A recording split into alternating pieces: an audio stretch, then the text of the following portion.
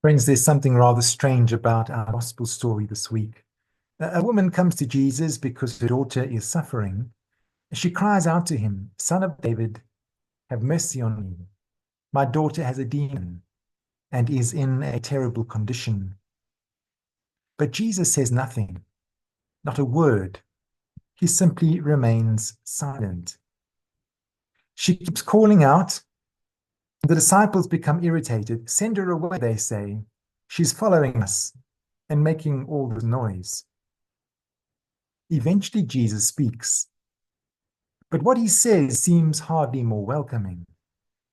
"I've been sent only to the lost sheep of the people of Israel."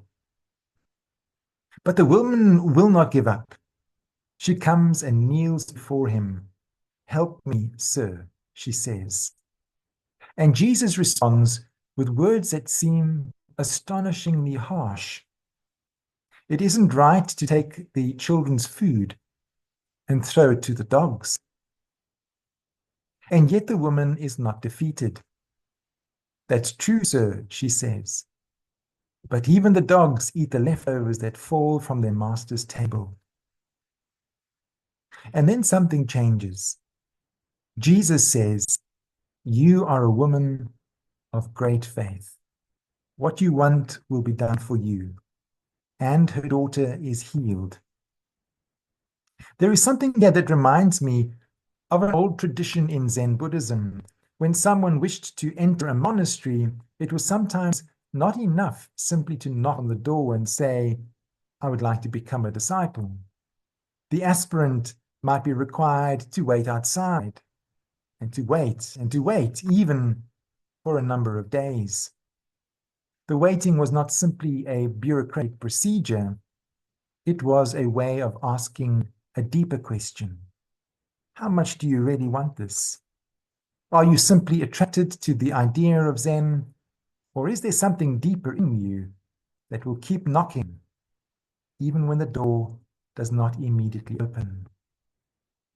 That persistence itself becomes part of the practice. And there is something of that persistence in this woman. She does not accept the first silence. She doesn't accept the disciples' rejection. She does not even accept Jesus' apparent refusal. She keeps knocking. And perhaps this is one of the first things, or one of the things that faith means. Faith is not necessarily having intellectual certainty. Faith can mean continuing to knock when the door appears to be closed, continuing to trust when we do not yet understand, continuing to reach out toward life, toward goodness, toward healing, even when there is no immediate answer. But I think there is something else happening in the story. The woman is not the only one being stretched. The disciples are being stretched. And perhaps Jesus is deliberately stretching them. The disciples see only a foreign woman following them and hear only an interruption. "Send her away," they say. They don't want, they want to preserve the boundaries. They know who belongs and who does not. They know who is one of us and who is one of them. And Jesus initially seems to reinforce the boundaries. "I've been sent only to the lost sheep of the people of Israel." The story does not end there. The woman's persistent faith pushes beyond the boundary. And in doing so, she becomes a teacher to Jesus' disciples, to us, and some have suggested perhaps even a teacher to Jesus himself. This is one of the remarkable things about Matthew's gospel. Jesus' understanding of his mission appears to be expanding.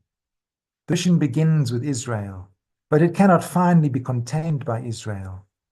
The compassion of the kingdom of heaven cannot be fenced in by ethnicity, nationality, religion, or inherited boundaries. True faith always has universal application. And the person who reveals this is not a priest, not a super religious Pharisee, not one of the disciples, not even an Israelite, one of the so-called chosen people. It is a Canaanite woman.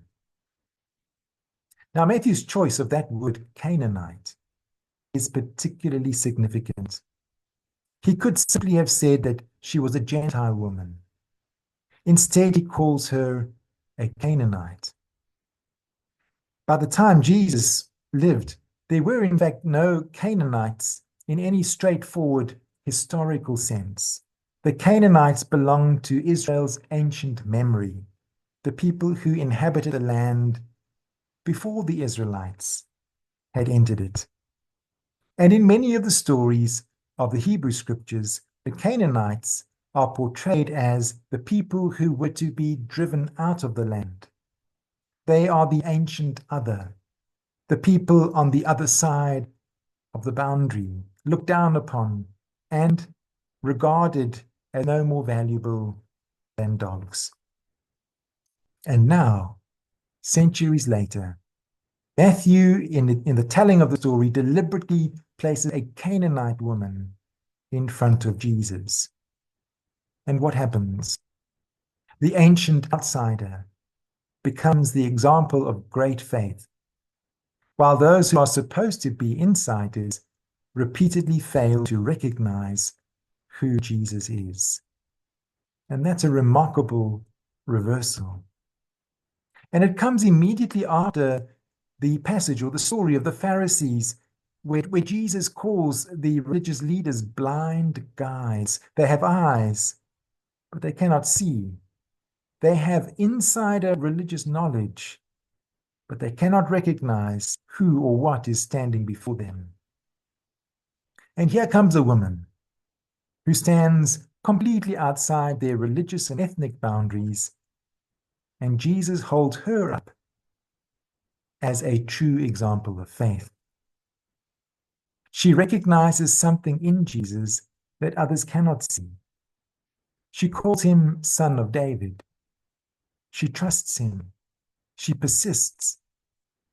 And finally, Jesus says, "You are a woman of great faith." Now, there's a warning here for all of us, because it is very easy for human beings to divide the world into us and them. We do it through nationality, through race, through religion, through politics, through class, through culture, through language. We draw lines around ourselves and decide who belongs inside the circle and who belongs outside of it. And once we have created the circle, it becomes remarkably easy to imagine that God must be on our side of it. But the Canaanite woman stands there as a challenge to all of that. She reminds us that faith is not the possession of any particular people. Faith can be found in the person we least expect. Wisdom can come from the outside. Grace can arrive from beyond the boundary we thought was sacred. The person whom we have been taught to regard as other may become the very person through whom we encounter the presence of what Jesus calls the kingdom of heaven. And that is not simply a lesson about ancient Israel. It is a lesson for us. We see the consequences of othering people all around the world.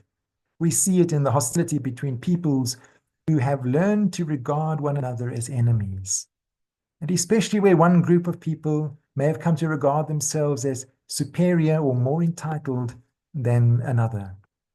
We see it wherever a human being is reduced to a nationality, an ethnicity, a religion, a political identity, or a label. And perhaps one of the most dangerous spiritual temptations is to imagine that we are the insiders and they are the outsiders. The Canaanite woman turns that whole arrangement upside down. The outsider becomes the insider, the one who is looked down on and who supposedly has no claim becomes the one who demonstrates great faith. The person who is initially dismissed becomes the person whose faith changes the understanding of everyone around her.